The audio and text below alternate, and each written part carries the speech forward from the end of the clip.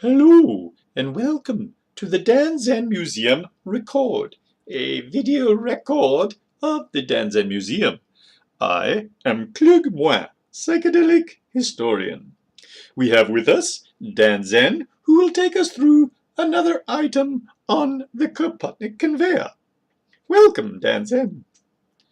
Thanks, Cluug. Yeah, let's go to the Dan Zen site now at danzen.com. And we'll go on up to the Kropotnik conveyor right here.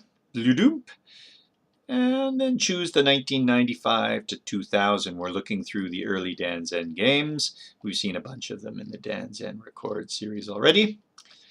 And we're moving down to YesUmNo, the voting game. And this is a voting game where a bunch of you can get together and talk about something like, should Carl cut his hair?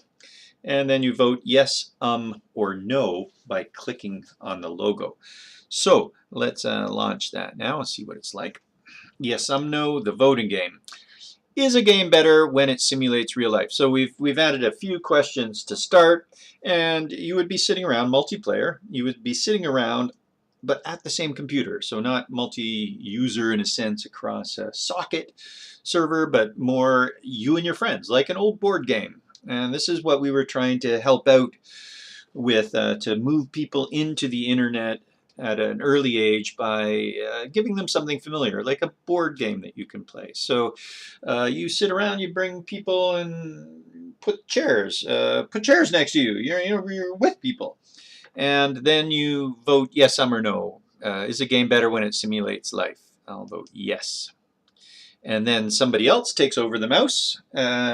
We had a funny idea too, that if we had, if we needed a bunch of mice or mouses, so that people could do sort of multiple people at the same computer could have a bunch of mouses, then we could have them. All those wires would plug into what? Swiss cheese. So the port would be a bunch of those round things that would look like Swiss cheese. This is when mouse had a round connector on the end of it. Anyway, the next person then comes along and says, well, no, a game is not better when it simulates real life. I would prefer not to even be hooked to reality. And so they vote no, and somebody else, but you don't say which one you vote. You just come here and the next person sort of, the others avert their eyes, and one doesn't know, and another one says no, and then another one says no. And then when you've all voted, you hit the equal sign. And it will tell you the results of the voting game. 3 people said no, 1 said and 1 said yes. And then you can record that, and it will remember what you've recorded for that. And as a matter of fact, you can type your own words in there as well once you go to the next one. And you can type your own words in here. Should Dan Zen cut his hair?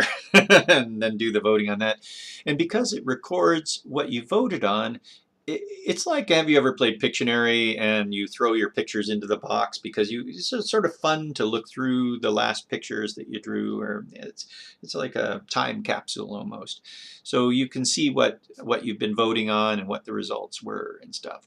And it really should inspire communication between people right there, and camaraderie at the same computer. This is YesUmNo.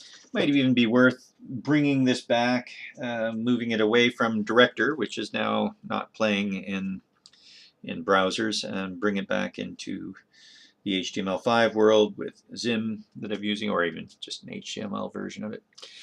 And so that is YesUmNo. Why, thank you, Inventor Dan Zen. This has been another episode in the Dan Zen Museum Record series, taking a look at some fascinating multi-user application, yet at the same computer. Wow, I hadn't thought of that. All the best, gentle viewers. Boop, bloop.